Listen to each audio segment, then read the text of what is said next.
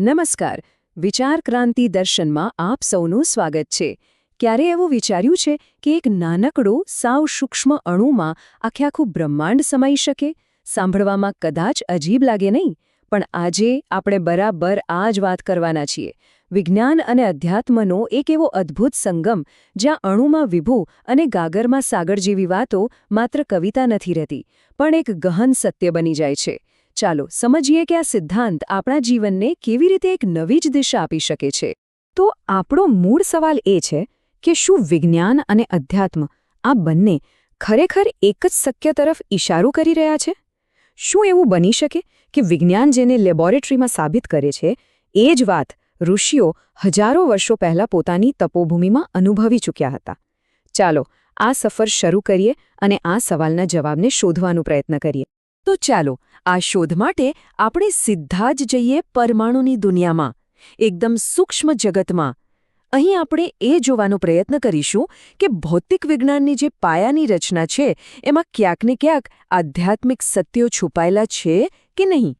હવે જુઓ, અધ્યાત્મ શું કહે છે?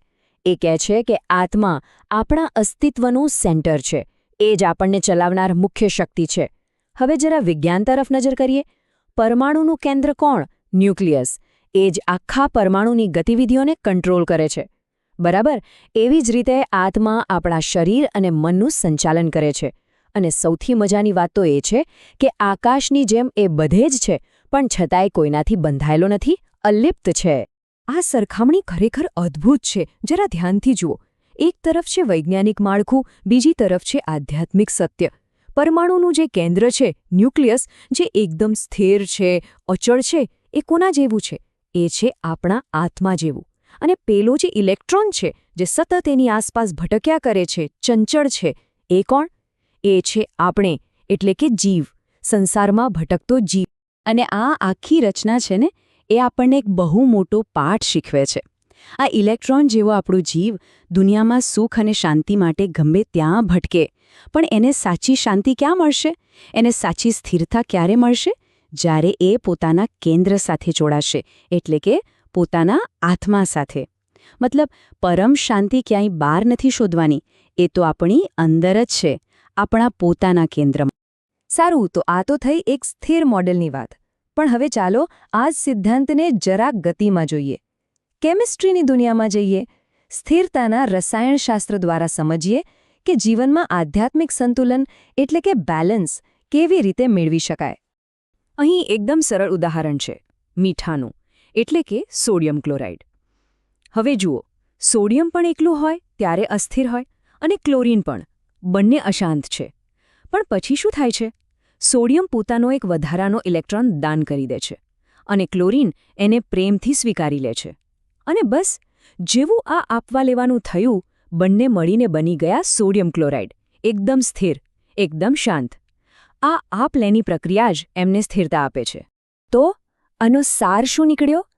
જે વસ્તુને વિજ્ઞાન પોતાની ભાષામાં કેમિકલ સ્ટેબિલિટી એટલે કે સ્થિરતા કહે છે, બસ એ જ અવસ્થાને અધ્યાત્મની ભાષામાં પરમાનંદ કહેવાય છે.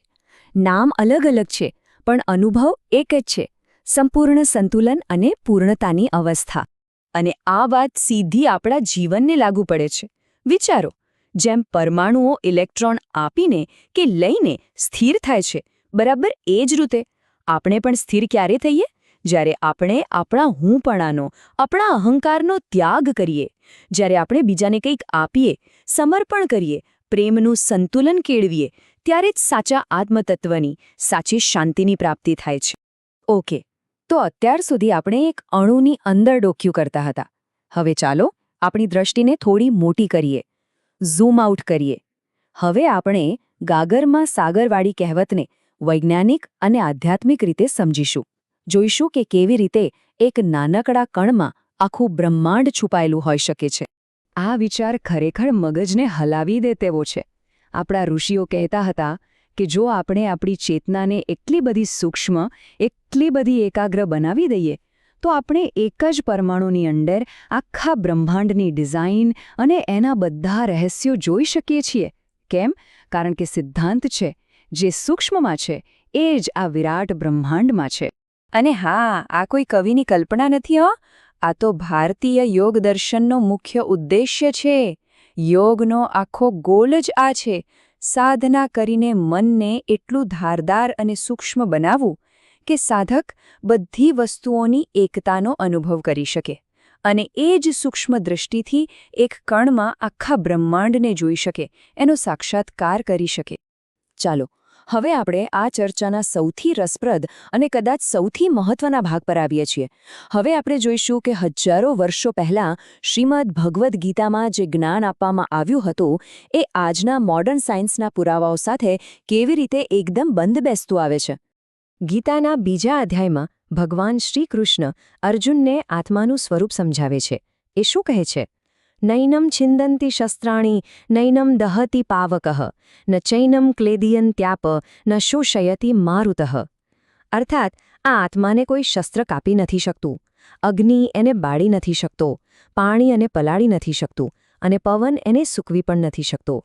ટૂંકમાં આ આત્મા અજર છે, અમર છે, અવિનાશી છે. હવે આ તો થઈ શાસ્ત્રની વાત, પણ નવાઈની વાત એ છે કે આ જ સત્યનો પડઘો આપણને આધુનિક બાયોલોજીમાં પણ જોવા મળે છે. વૈજ્ઞાનિકોએ એક્સ્ટ્રીમોફાઇલ નામના એવા જીવાણુઓ શોધ્યા છે જે એક્સ્ટ્રીમ પરિસ્થિતિમાં જીવવા માટે જાણીતા છે. આ જીવાણુઓ જ્વાળામુખીની આગમાં, દરિયાના તળિયે ભયંકર દબાણમાં અને -ડિગ્રી તાપમાનમાં પણ આરામથી જીવી શકે છે. તો આ શું બતાવે છે? એ જ કે જીવન તત્વ પોતે ભૌતિક પરિસ્થિતિઓથી ઉપર છે. શરીર ભલે નાશ પામે, પણ જીવનનો જે સ્પાર્ક છે, જે પ્રવાહ છે, એ ચાલુ જ રહી છે. આ તો ગીતાના અવિનાશી આત્માના સિદ્ધાંતને મળતો એક વૈજ્ઞાનિક પુરાવો જ છે. તો અંતે આ બધી અદ્ભુત સમાનતાઓ જોયા પછી એક સવાલ મનમાં આવ્યા વગર રહેતો નથી. શું આપણા પ્રાચીન ઋષિઓ માત્ર તત્વજ્ઞાનીઓ જ હતા કે પછી તેઓ મહાન વૈજ્ઞાનિકો પણ હતા? શું એવું બની શકે કે એમણે પોતાની તપસ્યા અને અંતરદૃષ્ટિથી બ્રહ્માંડના એ જ રહસ્યોને પામી લીધા હતા જેને આજનું વિજ્ઞાન મોટા ઉપકરણો અને પ્રયોગોથી શોધવાની કોશિશ કરી રહ્યું છે? આ પ્રશ્નોનો જવાબ સૌએ પોતાની રીતે વિચારવાનો છે. પ્રણામ.